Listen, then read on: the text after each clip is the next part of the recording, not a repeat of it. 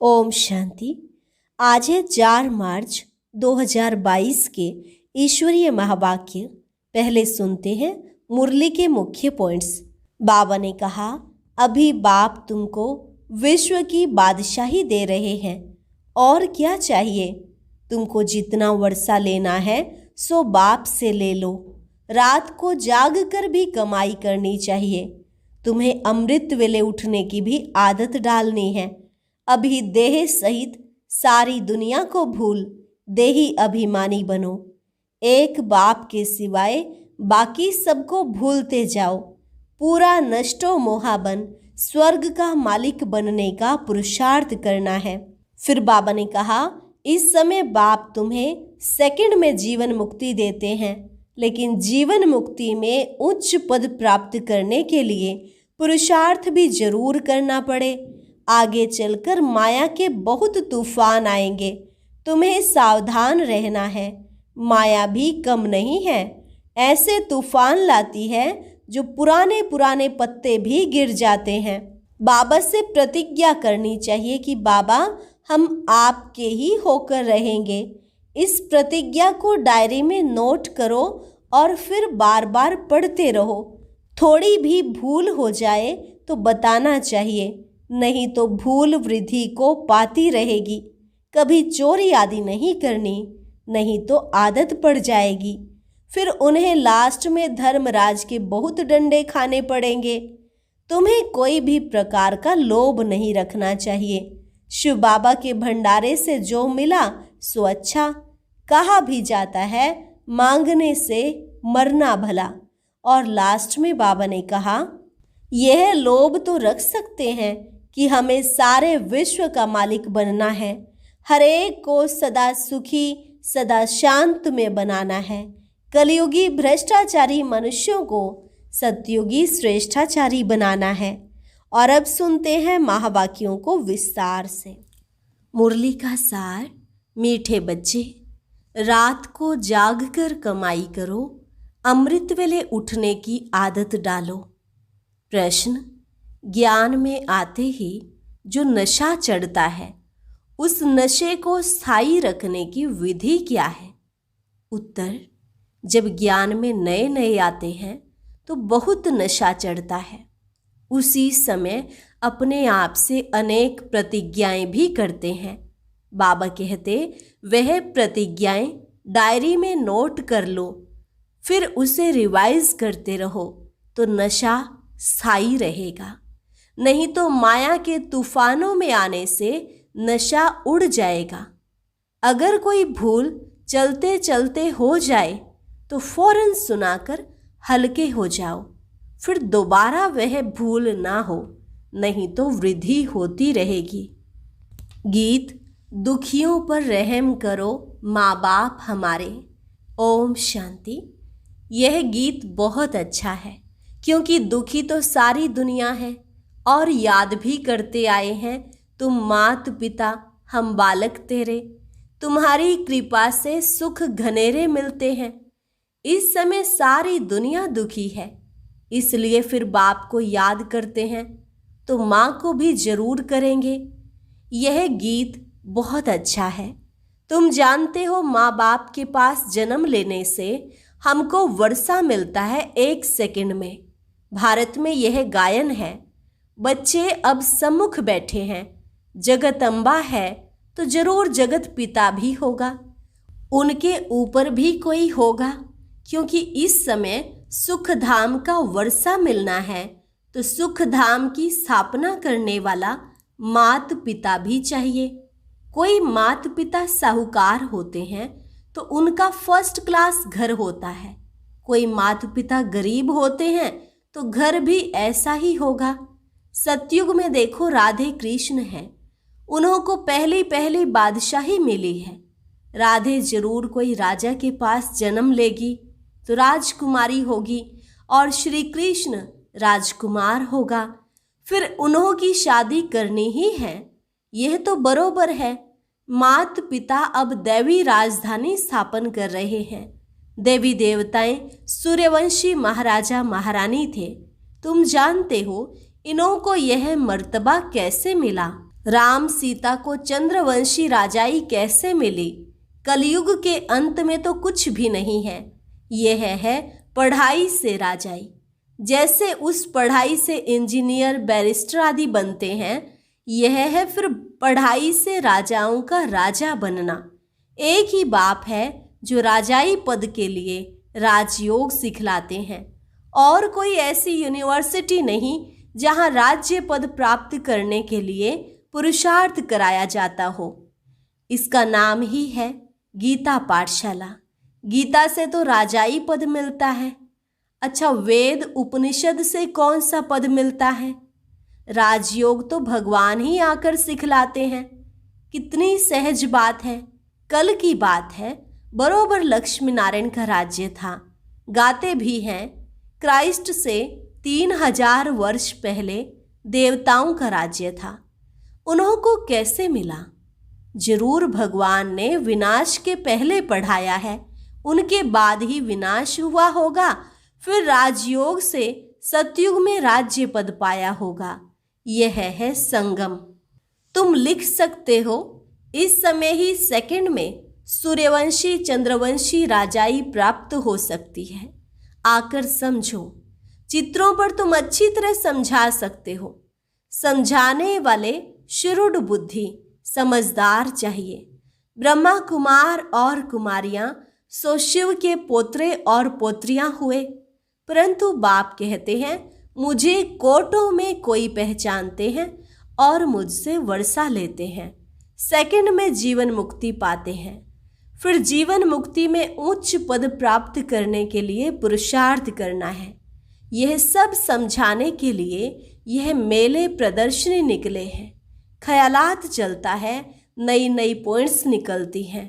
दिन प्रतिदिन चित्र आदि सहज निकलते जाते हैं और निकलते सब ड्रामा अनुसार ही है। कल्प पहले जो एक्ट चली है वही चलनी है। ऐसा कोई लिख ना सके कि यह प्रदर्शनी 5000 वर्ष के बाद फिर इस समय निकाली गई है, फिर कल्प के बाद निकलेगी। एक ही बार कल्प के संगम पर यह प्रदर्शनी निकलती है, अथवा 5000 वर्ष के बाद यह प्रदर्शनी परमपिता परमात्मा से सेकंड में जीवन मुक्ति पद पाने अथवा समझाने के लिए हम निकालते हैं। यह सब देश देशांतर में जाएगी। नई नई पॉइंट्स बाबा समझाते रहेंगे, एडिशन करेक्शन होती रहेगी। वो लोग रामायण आदि छपाएंगे तो वही छपाएंगे। इसलिए हमको कहते हैं आगे तुम क्या लिखते थे, अब क्या लिख रहे हो। बाबा कहते हैं मैं तुमको रोज नई बातें सुनाता हूँ, सब इकट्ठी थोड़े ही सुनाऊंगा। उन्होंने लिखा है युद्ध के मैदान में गीता सुनाई, 18 अध्याय की गीता बनाई है। जो संस्कृत में होशियार होते हैं वह आधा घंटे में श्लोक कंठ कर लेते हैं। मुख्य है ही गीता, बाकी भागवत में तो कहानियां हैं। गीता को ही संस्कृत में बनाया है। छोटी सी गीता संस्कृत में बनाई है। ज्ञान सागर बाबा तो इतना ज्ञान सुनाते हैं, जो सागर को शाही बनाओ, जंगल को कलम बनाओ और सारी पृथ्वी को कागज बनाओ तो भी पूरा ना हो। उन्होंने तो 18 अध्याय में पूरा कर दिया, परंतु ऐसे तो है नहीं। ना कोई संस्कृत की बात है, हिंदी भाषा चलती है। भाषाएं तो ढेर हैं, सब भाषाएं एक तो नहीं सीख सकते। कोशिश करके 5-6 भाषाएं कोई सीख जाता है तो उनका भी बहुत मान होता है। अब भगवान सभी भाषाओं में थोड़े ही समझाएगा, वह तो हिंदी में ही समझाते हैं। जैसे हिंदी टूटी फूटी सब जानते हैं, ऐसे अंग्रेजी भी टूटी फूटी जानते हैं। तुम बच्चों को बाबा हिंदी में समझाते हैं, भक्तों को भगवान आकर भक्ति का फल देते हैं। भगत तो अनेक हैं, भगवान एक है। कहते भी हैं पतित पावन आओ, ऐसे तो नहीं कहते कि भगवान आओ। सबका बाप एक ही है, सबका गॉड फादर एक है, वह क्रिएटर है। क्रिएट करेंगे सुख के लिए। बाप बच्चों को सुख के लिए ही चाहते हैं। गॉड फादर स्वर्ग रचते हैं और जिन्हों को स्वर्ग का मालिक बनाते हैं उन्हों को गॉड गॉडेस कहा जाता है, परंतु सबको नहीं कहेंगे। यह बहुत गुप्त बातें हैं। गॉड फादर एडम ईव द्वारा कैसे सृष्टि रचते हैं, गॉड अलग है। यह धीरे धीरे समझते जाएंगे, झाड़ वृद्धि को पाता रहेगा। भारत को ही मुक्ति, जीवन मुक्ति मिलती है। सुख धाम भारत बनता है। पहले भारत ही प्राचीन खंड था जहाँ देवी देवताएं राज्य करते थे। उसके बाद इस्लामी बौद्धी खंड स्थापन हुए। बिल्कुल सहज है। जिस समय जिसका सैपलिंग लगना हो उन्हों का ही लगता है। देखो कैसे कैसे पत्र लिखते हैं, बाबा हम 4 दिन के बच्चे हैं, हमने आपको पहचान लिया है। कोई तो कितने वर्षों तक भले आते रहते हैं परंतु कभी पत्र भी नहीं लिखते। कोई तो फट से पत्र लिखते हैं। आगे चलकर माया के तूफान बहुत आएंगे। तूफान से पुराने पत्ते भी गिर जाते हैं। नयों को पहले पहले खुशी का पारा बहुत चढ़ता है। बाबा हम आपके होकर रहेंगे, परंतु माया कम नहीं है।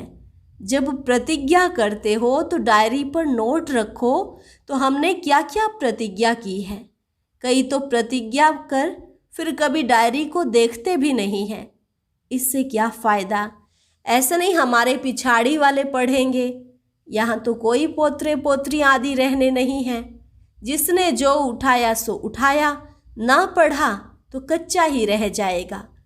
थोड़ी भूल कर फिर बताया नहीं तो भूल वृद्धि को पाती रहेगी।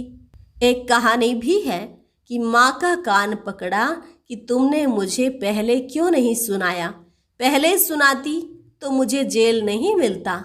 यह सब दृष्टांत है।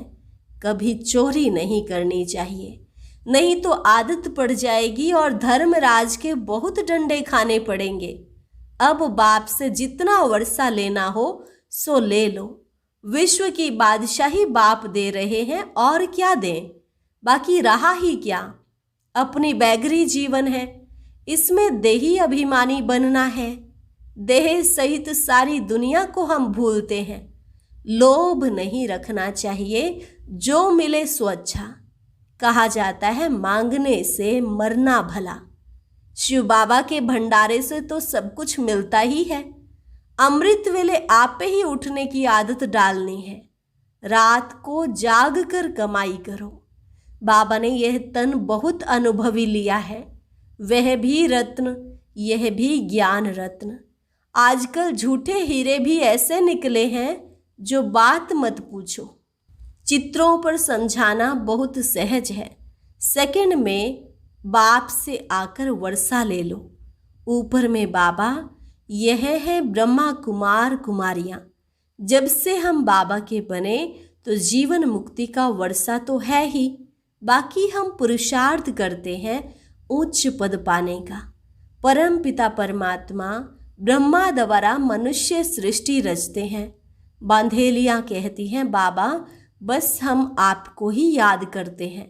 भले हम नहीं मिलेंगी परंतु वर्षा तो जरूर लेंगी। कितना वंडर है। ढेर बच्चे हैं। जैसे प्रभाव निकलता जाएगा तो बांधेलियाँ भी छूटती जाएंगी। बहुत हैं जो पति की भी गुरु बन जाती हैं। वह लिस्ट निकालेंगे कितनी स्त्रियां पति का गुरु बनी हैं। फिर पति भी लिखे कि मुझे इसने ज्ञान दिया इसलिए यह मेरी गुरु है। पुरुष कहेंगे बरोबर स्त्री मेरा गुरु है। ऐसे थोड़े ही कोई मानेंगे। माता गुरु बिगर कोई का उद्धार हो न सके। कलश जगत माता को मिलता है तो जगत माता ही गुरु हुई ना। आजकल स्त्रियों को बहुत मान देते हैं। बाप भी कहते हैं माता गुरु बिगर मुक्ति जीवन मुक्ति मिल नहीं सकती। तो जब माता द्वारा अडॉप्ट हो तब जीवन मुक्ति मिले। माता को गुरु समझना चाहिए। बच्चों को अपना अहंकार नहीं रखना। माताओं को मर्तबा देना है, फॉलो करना है। देह अभिमान नहीं होना चाहिए। अपने को निरहंकारी समझना है। बाप भी अपने को निराकार समझते हैं। तुम कहेंगे I am incorporeal come corporeal. जैसे लिखते हैं हॉस्पिटल कम यूनिवर्सिटी। यह सब बातें समझाने के लिए दी जाती हैं। सब में एक रस धारणा नहीं होती। पुरुषार्थ कर धारण करना और कराना है। सुना और सुनाया, तुरंत दान महापुण्य। धन दान नहीं करेंगे तो साहूकार कैसे बनेंगे? तुम हो सबसे जास्ती लोभी। सारे विश्व का मालिक बनने की कितनी भारी कामना है। हर एक को सदा सुखी, सदा शांत में बनाना है। मनुष्य मात्र को कलयुगी भ्रष्टाचारी से सतयुगी श्रेष्ठाचारी बनाना है। भारत में देवताएं थे, अभी नहीं हैं, फिर जरूर देवताएं होंगे। उनको स्वर्ग कहा जाता है। पैराडाइज अक्षर बहुत अच्छा है। हम पुरुषार्थ कर रहे हैं स्वर्ग का मालिक बनने के लिए। एक बाप के सिवाय बाकी सब भूल जाना है। सबसे मोह नष्ट हो जाना चाहिए। अच्छा, मीठे मीठे सिक्की लधे सर्विसेबल बच्चों प्रति मात पिता बाप दादा का याद प्यार और गुड मॉर्निंग। रूहानी बाप की रूहानी बच्चों को नमस्ते। रूहानी बच्चों की रूहानी बाप दादा को नमस्ते नमस्ते, गुड मॉर्निंग। धारणा के लिए मुख्य सार।